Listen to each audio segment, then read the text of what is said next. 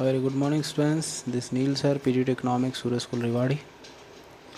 Today I am here to discuss with you another topic of aggregate demand and aggregate supply. वो topic and हुआ नहीं था अभी. उस दिन मैंने आपको बताया था AD और AS क्या होता है, aggregate demand and aggregate supply. उसके बाद दो कंडीशन बताई थी, autonomous investment and savings approach और aggregate demand and aggregate supply approach. Autonomous investment का आपको मैंने बताया था, यहाँ पर हम लोग ले लेंगे इनकम, तो उसको वाई से डिनोट कर देते हैं. क्लियर होगा आपको. यहाँ हम ले लेते हैं इन्वेस्टमेंट. अब यहाँ पर मैं आपको बता दूँ, इनकम बढ़े या घटे,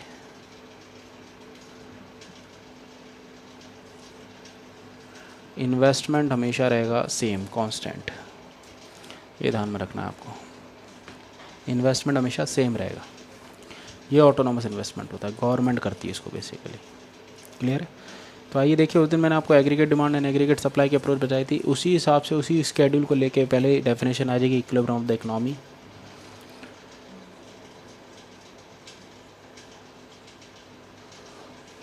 जिसमें national income, national output, employment,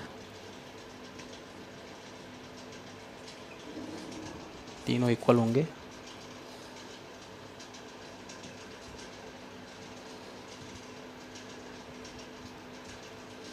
output के साइड में हम जीडीपी भी लिख सकते हैं.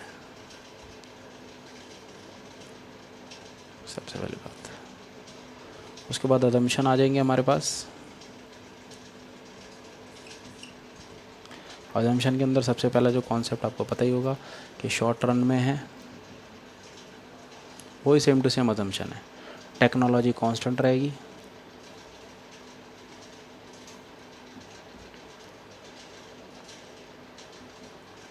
और टू सेक्टर मॉडल है.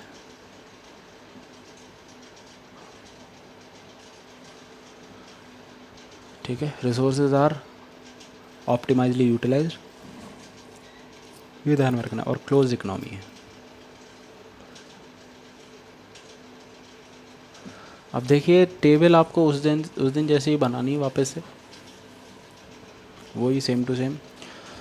तो हम लोग यहाँ पर ले लेते हैं इनकम,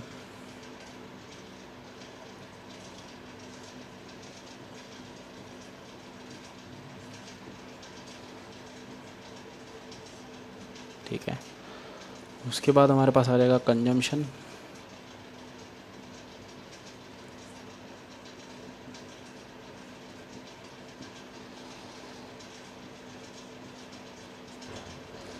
उसके बाद हमारे पास आएगा सेविंग्स या इन्वेस्टमेंट. इन दोनों का ही खेल है इस बार तो.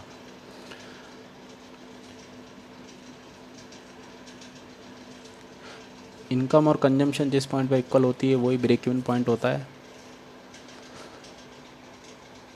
और वहाँ सेविंग हो जाती है ज़ीरो.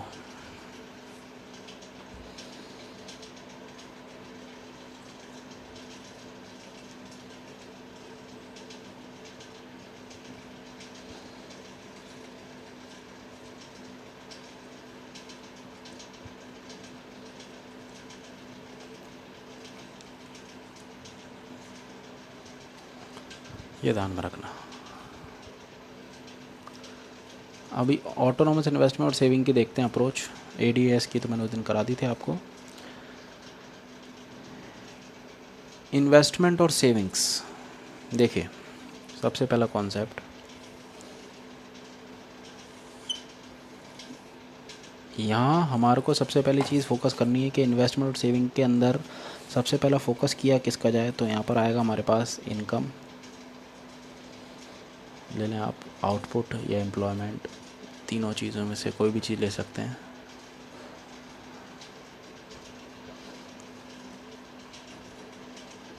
ये बन जाएगा हमारे पास. उसके बाद हमारे पास आ जाएगा एग्रीगेट डिमांड, एग्रीगेट सप्लाई तो हो गया. अब हम यहाँ लेंगे सेविंग एंड इन्वेस्टमेंट. इसको करने के लिए देखिए, इसको करेंगे कैसे सॉल्व, ध्यान से देखिएगा. ये सेविंग पूरी. उसके बाद हम लोग ले लेते हैं इन्वेस्टमेंट. यहाँ investment is equal to savings. यहाँ देखिए आप, इन्वेस्टमेंट ऊपर है, सेविंग नीचे, तो investment is greater than saving. यहाँ देखिए saving is greater than investment. This is the point of equilibrium, दूसरी कंडीशन इक्विलिब्रियम की। आइए देखिए करेंगे कैसे। यहाँ पर सबसे पहली बात ये ध्यान में लगाना है हमारे को कि इक्विलिब्रियम पे हमारे पास प्लान्ड सारा का सारा, मैं फिर बता दूँ आपको, इधर तक सारा का सारा होता है एक्स एंटे, मतलब प्लैंड, और इस वाले पॉइंट पे होता है हमारे पास एक्स पोस्ट, इसको कहते हैं एक्चुअल। अब यहाँ पर देखिए इन्वेस्टमेंट कांस्टेंट है और सेविंग्स कम है, तो ऑब्वियस सी बात है इसके नीचे मैं एग्रीगेट डिमांड और एग्रीगेट सप्लाई भी बनाऊँ। ध्यान से देखिएगा, this is aggregate supply, this is aggregate demand, E और क्यू। यहाँ डिमांड ज़्यादा है, सप्लाई कम है, दिख रहा होगा आपको, मतलब पब्लिक ज़्यादा खर्चा कर रही है तो सेविंग क्या कर रही होगी, कम कर रही होगी। दोनों को साथ लेके चल रहा हूँ, इसको देखिए और इसको देखिए, ये एक्चुअल आउटपुट है हमारा एग्रीगेट सप्लाई 45 डिग्री एंगल से। तो पहले वाली कंडीशन में इन्वेस्टमेंट ज़्यादा है सेविंग से, दिख रहा होगा आपको, इन्वेस्टमेंट ऊपर है सेविंग नीचे है, एक्स एंटे, सारी चीज़ प्लानिंग के अकॉर्डिंग थी। डिमांड ज़्यादा है सप्लाई कम है, प्रोड्यूसर सोचा इतनी डिमांड तो होगी और उसने प्रोड्यूस करता ही चला गया वो, तो सप्लाई ज़्यादा होगी, डिमांड क्या हो गई, कम हो गई। तो एक्स एंटे का मतलब सारी चीज़ प्लान्ड होती है, इंटेंडेड, वॉलेंट्री, डिज़ायर्ड, इतने नामों से जाना जाता है। तो ये पॉइंट तक सुनाता हूँ मैं आपको सारी चीज़ें। देखिए इन्वेस्टमेंट सेविंग से ज़्यादा है तो मतलब economics plan to produce more, और it refers to the situation when excess of aggregate demand. ये देखिए डिमांड ज़्यादा है तभी तो लोग सेविंग कम कर रहे हैं, और सेविंग कम कर रहे हैं तो उस कंडीशन में क्या हो रहा है, डिमांड, एग्रीगेट डिमांड ज़्यादा है पूरी इकोनॉमी में, सारे के सारे गुड्स और सर्विसेज ज़्यादा डिमांडेड हो रही है इकोनॉमी के अंदर। It means that buyer plan to consume more and save less what producer willing to produce. Buyer तो ज़्यादा डिमांड कर रहा है, देखिए इसको, सप्लाई नीचे बनी हुई है, सेविंग कम है, इन्वेस्टमेंट ज़्यादा है, तो बायर तो ज़्यादा डिमांड कर रहा है, सेव कम कर रहा है, सिंपल सी बात है। आगे भी ध्यान से देखिएगा इस डायग्राम को। In this situation inventory level, stock of goods starts falling and comes below the desired level. To bring back the inventories at the desired level, producer expand production. This raises the employment level and in turn income level. The two level keeps rising till AD is equal to AS. और यहाँ पर देखा producer ने कि demand ज़्यादा है, दोनों एक साथ लेंगे, ये वाला भी और ये वाला भी। डिमांड ज़्यादा है, सप्लाई कम है, इन्वेस्टमेंट ज़्यादा है, सेविंग कम है, मतलब पब्लिक सेव कम कर रही है, इन्वेस्टमेंट ज़्यादा, एक्सपेंडिचर ज़्यादा कर रही है। और यहाँ पर इन्वेस्टमेंट तो क्या है, कांस्टेंट है, तो यहाँ पब्लिक सेव कम कर रही है। तो प्रोड्यूसर ने क्या किया, फिर से प्लानिंग करी, बोले भाई यहाँ डिमांड ज़्यादा है, उस दिन मैंने आपको बताया था, तो सप्लाई उसने धीरे धीरे बढ़ा दी, धीरे धीरे बढ़ाना स्टार्ट कर दिया। और कब बढ़ाया, जब AD is equal to AS हो गया, उसके बाद भी उसने सप्लाई बढ़ाना स्टार्ट कर दिया। तो देखिए ध्यान से, ये इन्वेस्टमेंट कांस्टेंट है और सेविंग्स क्या है, कम है, तो मतलब पब्लिक सेव कम कर रही है और डिमांड ज़्यादा कर रही है।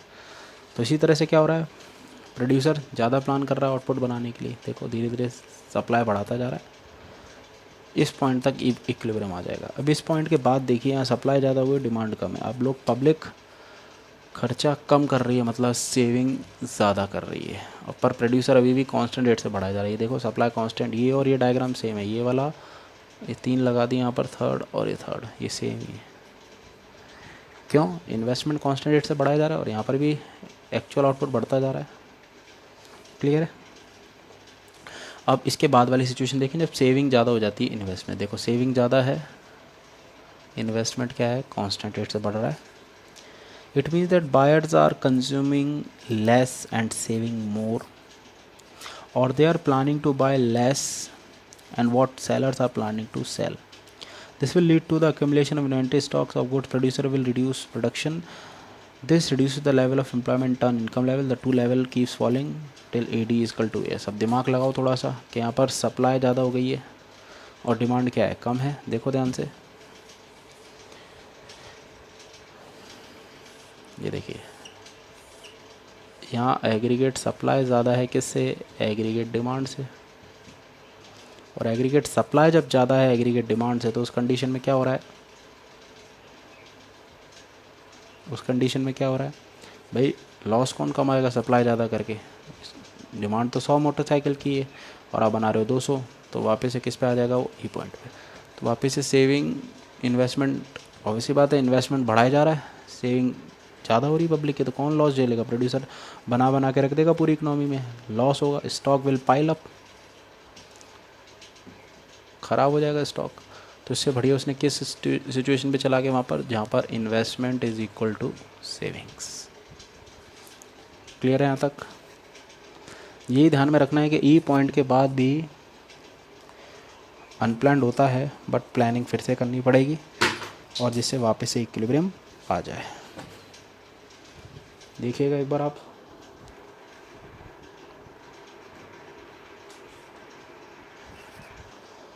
मैं दोनों को कंबाइंड बना के बताता हूँ आपको।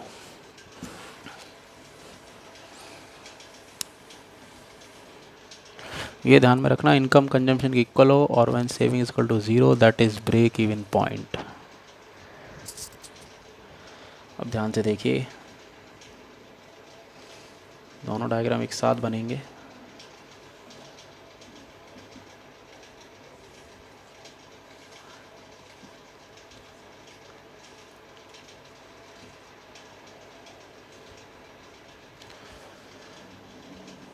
ये हमारा सेविंग्स और ये हमारा इन्वेस्टमेंट।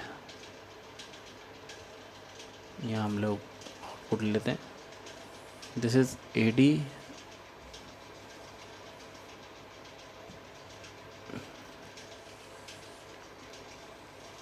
और AS।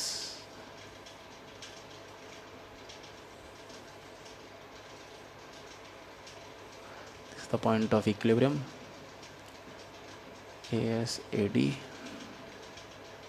यहाँ हमारे पास एक्चुअल आउटपुट हो गया। यहाँ हम लेंगे AD/AS, यहाँ लेंगे हम इन्वेस्टमेंट/सेविंग्स। यहाँ सेविंग इज इक्वल टू 0, यहाँ investment is equal to saving. ये दोनों कंडीशन इक्विलिब्रियम की दो कंडीशन होती हैं। एग्जाम में 6 नंबर का क्वेश्चन आता है कि what are the two condition of equilibrium in an economy. तो ये कंडीशन इक्विलिब्रियम की है, ई पॉइंट की।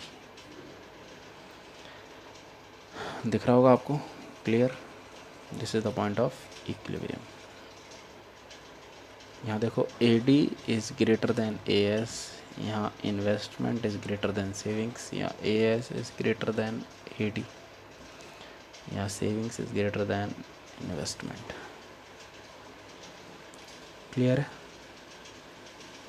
अब ध्यान से देखो, सेविंग 0 है, इस पॉइंट को कहते हैं हम लोग डिस सेविंग्स, नेगेटिव है सेविंग्स हमारी। देखो डिस सेविंग नेगेटिव में आ गई ना। यहाँ सेविंग इज इक्वल टू 0, यहाँ इक्विलिब्रियम आ गया। There is some savings in the economy, तो सेविंग ज़्यादा कर रहे हैं तभी तो डिमांड कम है। देखो आप, तभी तो डिमांड कम हो गई, सप्लाई वो कांस्टेंट रेट से बढ़ाते ही चले जा रहा है प्रोड्यूसर। तो दोनों ग्राफ को समझने के लिए सबसे पहली बात ध्यान से देखिएगा, दोनों को एक साथ समझाता हूँ। यहाँ डिमांड ज़्यादा है, सप्लाई कम है, इन्वेस्टमेंट ज़्यादा है, सेविंग्स कम है। डिमांड ज़्यादा है तो मतलब पब्लिक सेविंग्स कम कर रही है। 6 मार्क्स का क्वेश्चन आता है, इम्पॉर्टेंट है ये, बहुत ध्यान रखना है चीज़ का। इसको कहते हैं हम लोग, बता दिया था मैंने आप लोगों को, एक्स एंटे, और इसको बोलते हैं हम लोग एक्स पोस्ट। एक्स एंटे का मतलब, हाँ, तो नीचे वाला जो पॉइंट है अपना एक्स एंटे का, उसको कहते हैं हम लोग प्लान्ड। और इसके बाद दोनों ही चीज़ें होती हैं, प्लान्ड भी होती है और अनप्लान्ड भी होती है। अनप्लान्ड कैसे, देखो सेविंग ज़्यादा कर ली इकोनॉमी में लोगों ने, इसलिए देखो डिमांड कम हो गई, सप्लाई ज़्यादा हो गई। उसके बाद अगर हम देखें इन्वेस्टमेंट कांस्टेंट है तो एग्रीगेट सप्लाई भी कांस्टेंट है, दिख रहा होगा आपको। तो वापस से प्रोड्यूसर प्लानिंग करेगा ई पॉइंट पे जाने की, यहाँ पर भी वापस से प्रोड्यूसर प्लानिंग करेगा ई पॉइंट पे जाने के लिए। ये दो कंडीशन इक्विलिब्रियम की बहुत इंपॉर्टेंट है इकोनॉमी में, इसको ध्यान से देखना है आपको। क्लियर है? जब तक इस चीज़ को आप फोकस नहीं करेंगे तब तक बात बनेगी नहीं। तो ये ध्यान में रखना है हमारे को कि किस तरीके से हम लोग इन दोनों कंडीशंस को देखेंगे। ऊपर वाली कंडीशन जो है वो बता रही है हमारे को AD is equal to AS, ये ध्यान में रखना है। और नीचे वाली जो कंडीशन है वो बता रही है हमारे को saving is equal to investment.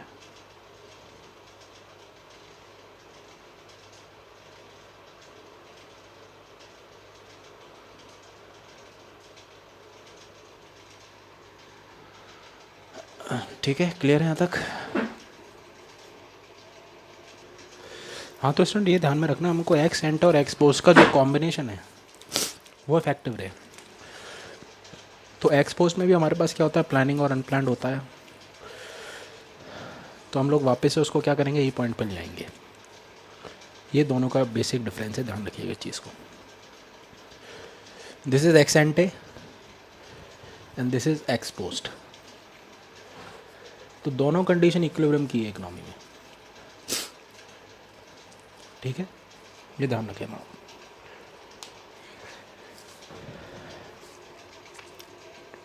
अब इसके बाद हम नया टॉपिक स्टार्ट करेंगे, 3 assumption of Keynes.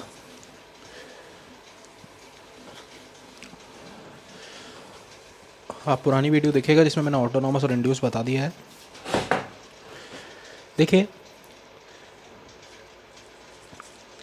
As we all know the father of macroeconomics, आप सबको पता ही है, J.M. कीन्स। बेसिकली हम शॉर्ट रन इक्विलिब्रियम आउटपुट पढ़ रहे हैं। तो आपको पहली चीज़ मैंने आपको बताई थी AD और AS। दूसरी कंडीशन इक्विलिब्रियम की, इसको दिमाग में सेट कर लेना, बहुत इंपॉर्टेंट क्वेश्चन है ये डायग्राम में सारी चीज़ें मेंशन करनी पड़ेंगी आपको, ठीक है। अगर आपसे एग्ज़ाम में क्वेश्चन पूछता है relationship between income and consumption, तो लीजिए इनकम का बनाइए आप, कंजम्पशन का बताइए आप।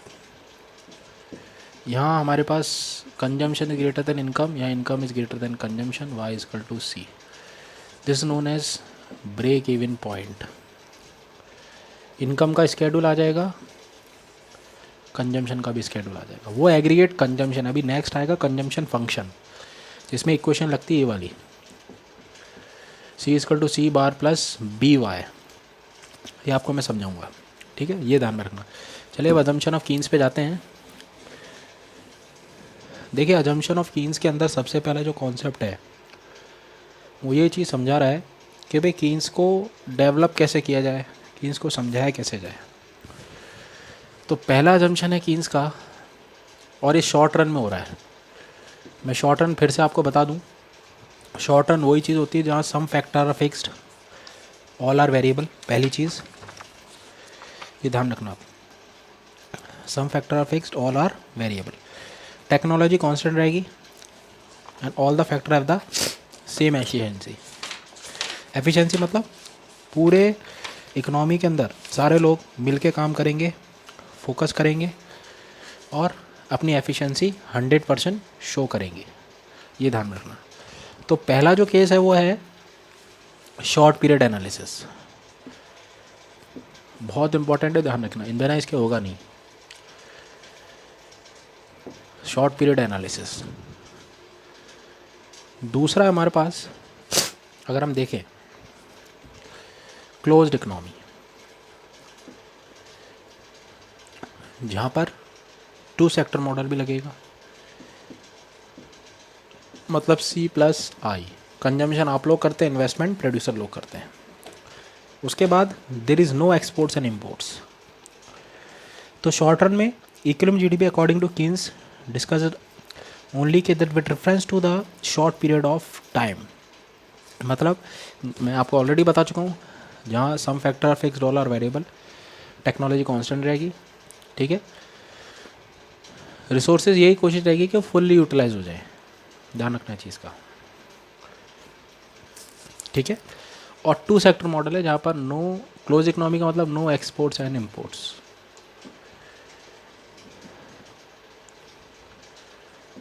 ये ध्यान रखना। तीसरा बहुत इंपॉर्टेंट है, aggregate supply is perfectly elastic.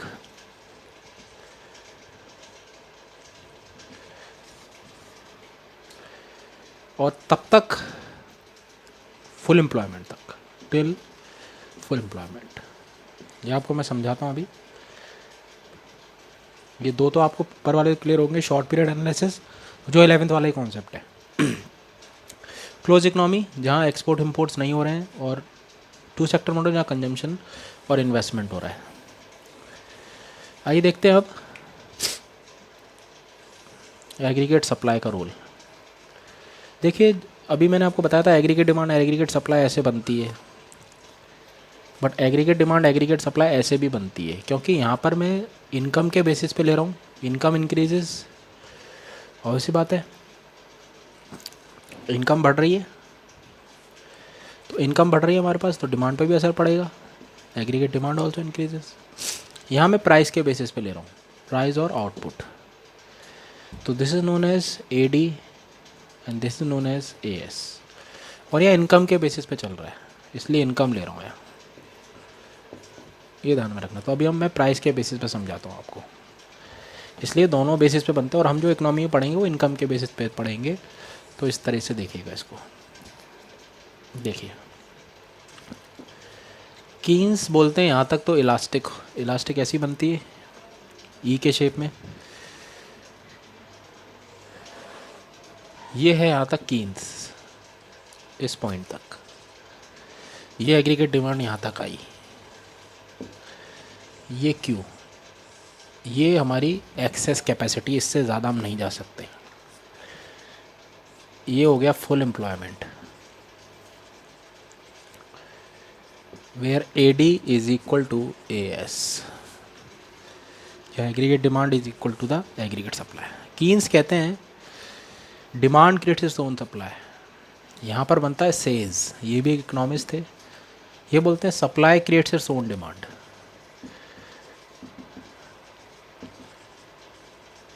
और कीन्स कहते हैं demand creates its own supply. यहाँ एग्रीगेट सप्लाई फिर से बता दूँ, this is aggregate demand, this is aggregate supply. तो डिमांड डाउनवर्ड स्लोपिंग कर रही है, ई पॉइंट पे मिल गया, ये फुल एम्प्लॉयमेंट है। यहाँ पर भी देखो फुल एम्प्लॉयमेंट है, AD is equal to AS। जो aggregate demand is equal to the aggregate supply. तो जैसे ही फुल एम्प्लॉयमेंट आएगा, हमने पूरी इकोनॉमी में जितनी भी कैपेसिटी थी हमने यूज़ कर ली। Keynes assume that aggregate supply is perfectly elastic, यहाँ तक परफेक्टली इलास्टिक है ये। It means that we are studying an economic basis in which there is a excess capacity, production capacity is still lying down idle, or there is underemployment or unemployment of resources. So whenever there is rise in aggregate demand, there is a corresponding rise in aggregate supply as excess capacity begin to utilized. The aggregate supply always aligns itself with aggregate demand without causing any change in the price level. Price constant है, फिर से समझ लें, change नहीं हो रही है। Capacity हमारी यहाँ तक है, जैसी डिमांड बढ़ने लगेगी, ये डिमांड बढ़ने लग गई, नेगेटिवली स्लोप कर रही है, एग्रीगेट डिमांड है, ध्यान रखना है चीज़ को। जैसी एग्रीगेट डिमांड और एग्रीगेट सप्लाई मिले, फुल एम्प्लॉयमेंट अचीव हो गया, जो रिसोर्स इतना आइडल पड़े हुए थे हमने यूज़ किया, प्राइस कांस्टेंट रही, उसके बाद क्या हो गई, सप्लाई एग्रीगेट सप्लाई हो गई परफेक्टली इलास्टिक। तो कीन्स बोलते हैं कि ई पॉइंट तक जैसी AD इक्वल टू AS होगा और फुल एम्प्लॉयमेंट आएगा और अपने अपनी पूरी कैपेसिटी यूज़ कर लेंगे, ठीक है, समझ में आ रहा है कि भाई O से लेकर Q तक हमने पूरी कैपेसिटी यूज़ कर ली, प्राइस भी कांस्टेंट रखी और डिमांड बढ़ने से हमने सप्लाई बढ़ाई। जैसे फुल एम्प्लॉयमेंट आ गया, बस वही हमारे लिए इक्विलिब्रियम की कंडीशन होगी। ये ध्यान में रखना है। 3 कंडीशन है, 3 अजम्पशन है कीन्स के कि प्राइस कांस्टेंट है, क्वांटिटी हमने आउटपुट कांस्टेंट रखा है, कैपेसिटी हमारी क्यू तक ही है कि भाई हम 100 मोटरसाइकिल बना सकते हैं तो 150 बना सकते हो आप कभी भी। आपके रिसोर्सेज कितने के हैं? 100 के हैं, बट डिमांड नहीं बढ़ रही थी तो आपने रिसोर्सेज आपके क्या है, आइडल पड़े हुए थे, they all kept idle, so that was an idle figure. तो आइडल को यूज़ करने के लिए हमने क्या किया, डिमांड बढ़ा दी। तो डिमांड जैसे ही बढ़ी, फुल एम्प्लॉयमेंट आया, ADAS के इक्वल हो गई, ठीक है। और यहाँ पर ये बिल्कुल परफेक्टली इनइलास्टिक होगी, पर कीन्स के अकॉर्डिंग क्या होती है, AS इज़ परफेक्टली इलास्टिक। ये 3 अजम्पशन है, ध्यान से देखिएगा इस चीज़ को। क्लियर है? वापस समझा दूँ, प्राइस यहाँ कांस्टेंट है, हमारी आउटपुट हम यहाँ तक ही प्रोड्यूस कर सकते हैं। अब वो इंतज़ार कर रहा है कि फुल एम्प्लॉयमेंट आए, और फुल एम्प्लॉयमेंट आए तो ई पॉइंट हो जाएगा। यहाँ पर AD=AS, यहाँ पर भी देखो ADS, पर यहाँ हम इनकम के बेसिस पे चल रहे हैं। फिर से बता रहा हूँ, यहाँ प्राइस के बेसिस पे चल रहे हैं। उसके बाद एग्रीगेट सप्लाई परफेक्टली इनइलास्टिक हो जाएगी। प्राइस बढ़े या घटे, आउटपुट हमेशा सेम रहेगा। वही 11th वाला कॉन्सेप्ट है। इसको कहते हैं इलास्टिक, इसको कहते हैं इनइलास्टिक। तो ये 3 अजम्पशन है। पहला short period, closed economy, 2 sector model, और एग्रीगेट सप्लाई परफेक्टली इलास्टिक। और एक्चुअल आउटपुट फिर से बता दूं मैं, दोनों चीज़ आती हैं, डिज़ायर्ड प्लस अनडिज़ायर्ड। ये ध्यान में रखना है, डिज़ायर्ड प्लस अनडिज़ायर्ड, ये 2 कॉन्सेप्ट है हमारे पास। क्लियर है? यहाँ तक देख लीजिए एक बार डायग्राम को आप।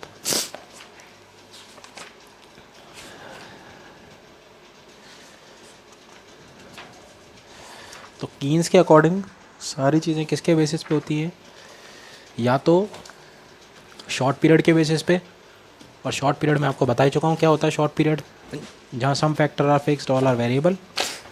टेक्नोलॉजी क्या रहती है हमेशा, constant, all the factor have the same efficiency. Resources कोशिश करते हैं कि फुल्ली यूटिलाइज हो जाए। ये 2-3 केस हैं इसमें, और एक्चुअल आउटपुट में दोनों चीज़ें इंक्लूड होती हैं, डिज़ायर्ड प्लस अनडिज़ायर्ड। क्लियर है? ई पॉइंट से पहले एक्स एंटे होता है, और ई पॉइंट के बाद दोनों चीज़ें होती है, प्लान्ड और अनप्लान्ड। तो क्वेश्चन आ जाता है, watch are actual stock with the producers. इसके अंदर दोनों चीज़ आती हैं, डिज़ायर्ड और अनडिज़ायर्ड।